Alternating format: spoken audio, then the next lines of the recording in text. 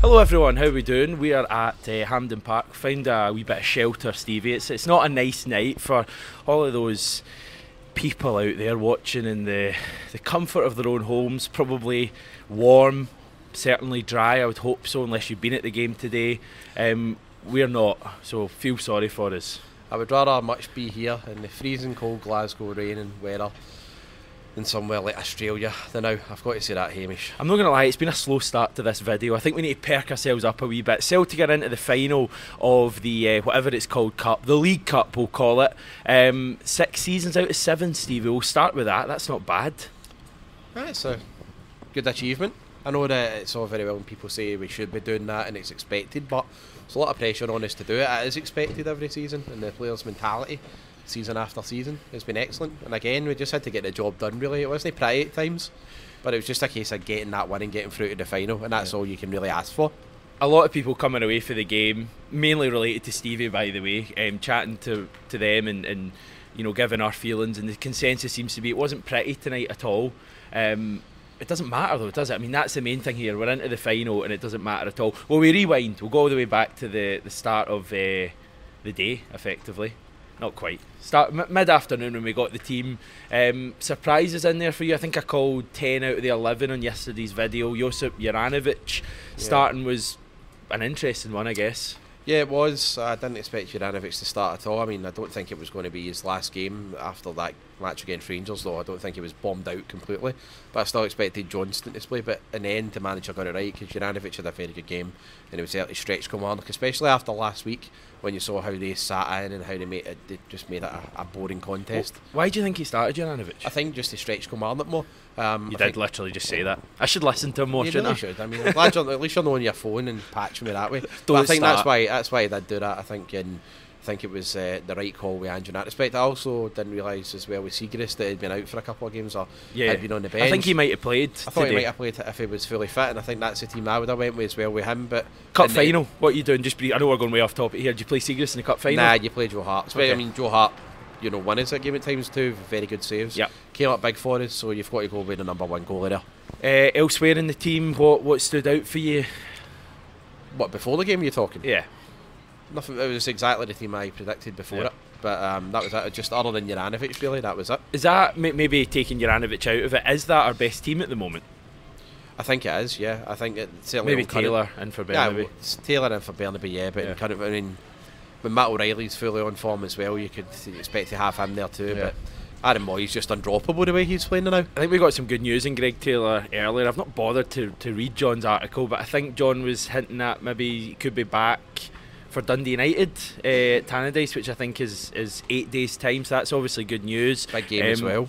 It is indeed. Right, we'll come on to the game today. First of all, I just want to say before kick-off, really good atmosphere. I know Hampden kind of pipe in the music. They've had a light show that went on for ages and ages as the teams were announced, but a real feeling of, you know, something building, I think. And you know, I was chatting to my pal Lewis, who I was at the game with, and these semi-finals never used to be like this. You'll know, years gone by, if we were playing Kilmarnock, you know, the stadium would be half empty, the atmosphere wouldn't be great. Whereas tonight, you know, certainly at the start of the game and certainly at the end, it was jumping.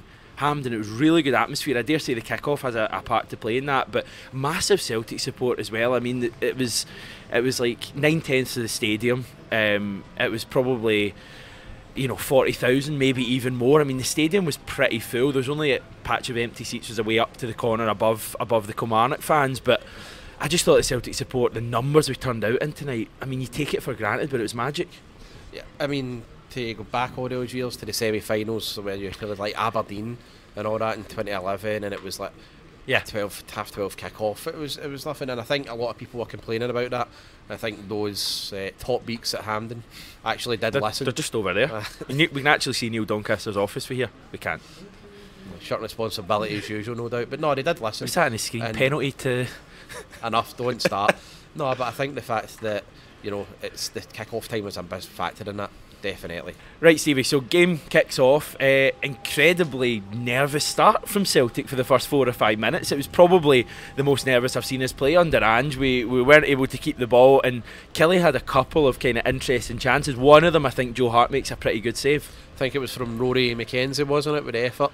Certainly for it's hard to tell at Hampden, mate. Hampden, that's one could of the literally big problems. been anyone. One of the big problems at Hampden is, the view and all that. I'm at the north stand right in the rear, and it's hard to tell who was hitting the dig, but thankfully we knew who was making the save, Hamish. It was a great save for Joe Hart, it looked like, and what I will say to their credit is Kilmarnock actually went for us. They treated it like a cup game. They did at the start, but they had to, though. They had no the option start after and the last end. week. Well, I did feel that they started well, and I was kind of getting a little bit concerned because we couldn't pass the ball, and I thought we looked nervous at the back. I think that chance you're talking about came from a bit of slack play from us. So we were kind of inviting them on, but they were taking the game to us as well. But then I felt they retreated. They started their time wasting they've been doing last week, and I felt we really got control of the game. We had a kind of half chance, I think, for Maida. We then obviously get the goal from a set piece. It was a set kind of piece. scrappy goal, and a lot of the goal came down to Juranovic as well. Some excellent work with him down the right, but I think our best play and the fact that we started taking control of the game was down to Juranovic. Bombing down that right and making Kilmarnock certainly retreat more. That was a big factor in that, and that's why we got the goal. And then after that, you had Adam Moy pretty much controlling that midfield, Hamish. But yeah, after that initial sort of first 5-10 minutes, and bear in mind as well, Ash Taylor had a header that Hart made a good save with. Yep. For a set piece too. But after that, it's pretty much one-way traffic, and I never felt that when we scored the first goal, never really felt bothered after it. Just felt our important players were starting to get into the game. Jota was getting into the game, he was running at players. Maida was really lively. Moy was just controlling the game. I mean, I guess we'll come on and chat about him in a minute for his, mainly his second half performance. But to be fair, having said that, first half he wasn't bad either. Brilliant. We get that goal and kind of just in a good position at that stage, and I felt the control came at that point. Kelly had a couple of half chances. The Lafferty one from basically the halfway line, which again kind of came from a mistake. What else did you kind of make of the first half? Did you notice anything? No, I mean, other than the fact that when you were expecting Kilmarnock to come and have a go for the first sort of 5-10 minutes, you didn't expect Celtic to make, after the nervous start, you didn't expect it to carry on like that though. You knew we were going to come right into the game and we were fine after it. I just want to say a shout out to the guy in front of me. This is a belter. And again, this is an example of how much of a rotten view you get at Hampden, and you don't know who's quite scored until it tells you on the scoreboard at the ground. But somebody convinced me that it was an own goal with Lafferty, and I'm jumping about going mental saying get it up him and everything. What a guy. I just want to, if you're watching this and you manage to work this guy, that is unbelievable. I mean, they didn't even have it on screen for ages. It took ages for them to actually show it, and I think VAR even checked it as well. Don't worry, we're coming on to you in a wee minute. Oh, good. I think half time the feeling was it had been pretty kind of dreich in terms of the weather and the performance, but I felt second half, shooting into the end where all the Celtic fans were situated, we'd see more, and I think generally we did. I think second half we controlled most of it. Probably come on to VAR at this stage. It's difficult to comment on them because we've only seen them the first time, but one thing I will point out is that virtually every single goal we score at the moment is checked, by VAR. I don't just mean it's checked by those. It's like the referee standing, holding up the restart with his hand to his ear, and it seems to happen for every goal we score at the moment. It does. It's murder, Hamish. It really is. And it's taking so long. I mean, that Maida one, the one that would have made it 2-0, seemed to drag on for a good 3-4 minutes, and you celebrated the goal. You're screaming, with the people you're with. You're just getting all the joy out of it because it was a fantastic finish. Brilliant goal. 5 minutes later, you're back to 1-0, and as Hamish is right, we've not seen any replays. I certainly haven't. I've only seen a photo. But did you hear that Kyogo was offside? I think somebody, again, the guy who was a Jackie Norrie in front of me about Lafferty, to be fair to him, did get out his phone and said that I think Kyogo's arm or something was offside by like an inch or something. And it can't be your arm, can it? It must be your... Was it like there? His t-shirt line and all that I wasn't staring at his phone too long, but it did look as if it was slightly offside. Which, I mean, is fair enough. If he's offside, he's offside. But it feels like it's the time it's taken, and it just feels like every single goal we get. As I say, I think the first goal we got, they checked as well. I'm sure there was a bit of a pause before the restart happened, and it's quite frustrating. As well, it just feels like every week we're coming on, just want to talk about the football. And I know we can't escape the VAR situation as well, and it's here to stay, but it does feel like we are just going on about it all the time. And it does feel like we're getting a kind of a hard going over by VAR at the moment in terms of the decisions. I mean, as I say, if it was right, it was right, and you'll all know better than us, but it just feels like everything's kind of conspiring against us, and yet we're still winning. What do you think after that? Because I kind of felt that we got quite sloppy Maybe it's a case of the finishing line getting a wee bit closer. Maybe it was just a case of Kilmarnock throwing more at us, and I think Kilmarnock, second half, certainly kind of final quarter of the game were pretty good. I thought the fella Armstrong and the right wing was quite lively, had a bit of joy, and they had a couple of big chances, and again Joe Hart made a couple of big saves. I think we'll come on to the man of the match in a minute, but Joe Hart would be in there for me as a shout in terms of making probably 3-4 pretty good saves today. Yeah, he did. It was a big presence for us, and again, with Hampden last season as well, with Joe Hart, that The final Hibs against game. Hibs and everything as well. I think one thing, just before I talk about that as well, it's like under Ange at Hampden, it's always been quite tight, scrappy games. St Johnstone 1-0, Hibs 2-1 with the Rangers game, 2-1 defeat, and then we've had this one here. But yeah, Joe Hart was crucial for us in that game. It reminded me a lot of St Johnstone last year, this game. Did as well. Said the same to Rizzo, who I was sitting next to too. Said the exact same with him. It had that feel to it. Of course, the first goal did help us, and then we controlled it after that. But at times in the second half, we sort of felt it was in the balance, didn't it? I think that was Kilmarnock's game plan too, Hamish. They were Keep it interesting. They just wanted to keep staying in the game. Like 1-0 to them is essentially the same as 0-0, as daft as it sounds. And they just need a goal when they're back in it, take it into extra time or something. Who knows? And they very nearly got there. But Joe Hart was big for us today. But they should never really still been in that game in terms of the VAR stuff. We missed other chances. But I think you're right. It got to the kind of 15 minutes to go, and you can be Celtic, the best team in the country, but you're still going to get nervous to an extent as players, especially when you're having to do a bit of defending. Still a cup game one off as well. You see it that way. Yeah, and you never know. And the last time we came here, we had a lead and lost it and went to extra time. So maybe that's in their mind as well. Kelly had a couple of chances. There was nothing. The real kind of big chance they seemed to have was offside. I think the flag went up shortly after. It was a bit of a scramble, but and as well in the second half too, down the right they were getting joy. But I think Bernabe, certainly defensively, was struggling at times in that second half. And you've got Greg Taylor there, that probably doesn't happen, Hamish. I'd agree with that. I think Bernabe's very raw. I think we've realised that by now. He does the difficult things really well. Like, he's a really strong runner, carries the ball well.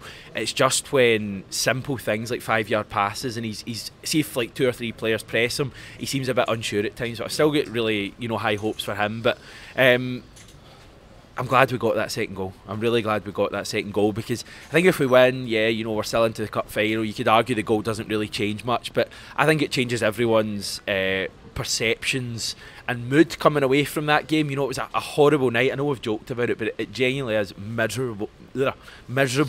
Easy for me to say. Miserable, everyone at Hampden Park tonight. It's windy, it's rainy, it's kind of cold as well. And I think getting that second goal just kind of sent everyone away with a smile on their face. And Giakoumakis gets it as well, and kind of going against everything I've just said, whips his top off, a la the goal against Dundee last year. Well, I was just so delighted that it was a big man that scored as well. And fair play to him scoring when he was halfway across the world in Japan. A wee one. Long distance goal. John McGinley will love that one. But no, it was fantastic. It was also, I think it was his first goal since the Shakhtar game as well. I think it might be. I can't think. He certainly had a wee frustrating time. Well for overdue, him, because he's needed that goal. Do you think it's his final goal for Celtic? There's a question. There we go, everyone. I hope not. If it is, then it's fitting. The goal to seal us to get into the final. It's great. It's a great way to go. The guy in front of me was joking that he took his top off because he wouldn't be here for the final, so wasn't worried about a booking for whatever. Aye, that's just GG. That's just how he celebrates, isn't it? I love the big man. I really do, and Thank you. I can understand his frustrations. I really can, but at the same time, how do you drop a guy like Yogo when he's been in the form he has? But the big man really needed that goal. I was so happy to see it, and it was weird because I know that we were essentially through, but I celebrated that wildly because it was just so overdue. He's been needing that goal, and it was great to see Hamish. Who knows, it might be the last time we see him playing for the club. If it is, I'm delighted he scored. I hope it's not. I hope we see far more of Giakoumakis, because I've gone on record so many times I love the big man.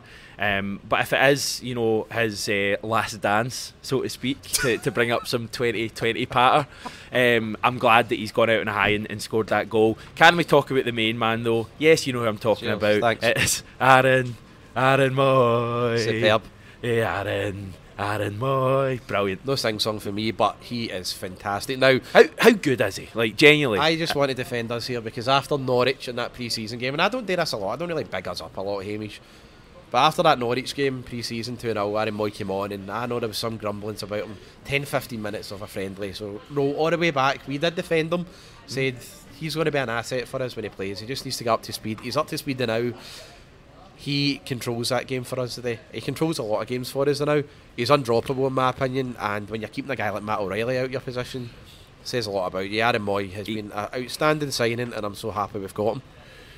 Yeah, I mean, you go into midweek and I think there's a fair chance O'Reilly starts because Ange's going to rotate players. There's a fair chance Johnson comes in. Maybe Yakimakis even starts. Forrest too, perhaps. But I think with Aaron Moy, if we've got a big game coming up, I think if we had a cup final coming up on Wednesday, you would want him in that starting lineup because I think he's been our best player, probably up with Maida actually as our best player over the last month since we came back for the World Cup. His ability to read the game. Yes. My favourite kind of footballer, talking generally, throughout my life has been someone who thinks a step or two steps ahead of where the ball is. Moy had a moment in the second half, I don't know if you remember it, where late on in the game where the ball came to him, he had a guy next to him and he swivelled it away out to the left to James Forrest, and it was just magic. No other player in our team does that. The awareness to know that Forrest was there, where the defender was, where the ball was, and just sweeps it wide. It looks simple, but it's so effective. I know the one you mean, and also as well where he had a shot, swivelled, took it on his left, and I think Sam Walker made a save. The way that he turned looked so slow, and almost like the game completely just went to 1 mile an hour when he did it. But it's just the awareness. He protects the ball so well. He doesn't give it away. He doesn't give it away at all, Hamish. And as I say, man of the match for me, he was just excellent today. I would agree with that. I don't think you'd find too many people disagreeing, although perhaps in the comments we'll get loads of different shouts. Certainly Aaron Moy for me. Anyone else who you wanting to single out? Again, just Joe Hart for it. And Kyle Lafferty was in there, man of the match. I mean, what a display for that guy. Well, star jumps all the way to the losers' dressing room for him. Yeah, I mean, I didn't, for all the big hype and the talk about Kyle Lafferty, didn't really notice it. Other than Kyle, laugh at me. Thanks for that, Hamish. And he did assist Maida for the goal, so thank you to him. Anything else? The Hampden pitch. We have to talk about it's that. It's going to be torn up for tomorrow. Yeah, it'll be a shame, wouldn't it? But yeah, the Hampden pitch, considering there's not been a lot of football played in that recently, it's a horrible night though, isn't it? Some amount of rain. That pitch will go up. You don't see like Celtic Park like that and all that, Hamish, especially in terrible conditions like this. Yeah, it's going to be some state for Aberdeen and Rangers tomorrow, which probably isn't a bad thing. I'm really glad we've kind of tended to be the first semi-final, for the last wee while. Certainly in this competition, we've tended to be the ones who get in the semi first, and it's nice to be through and watch the game tomorrow. Anything else you want to get off your chest? Finally, you've covered the pitch. You've covered what else do you cover? Covered the crap weather. How not jealous I am of those wonderful Aussies. No, I can't think. And do you know what? All in all. Oh no, Willie Collum as well. Yeah, breaking up 2 moves. What a great guy he was today. That's unbelievable. He had a third as well. There was a third one when Callum McGregor was trying to take a quick free kick and he had someone out on the left, and Willie Collum was literally standing like that in front of him, just like that. Unbelievable. I know this isn't the show. I know it feels like we complain about refs and VAR every week, so I had to get that bit in, but there's nothing else. That was it. Okay, Stevie, thank you for your time. Thanks everyone for watching. We're going to head back out into that harsh Glasgow night, but I hope you've enjoyed this video. We'll be back very soon on the channel. Take care.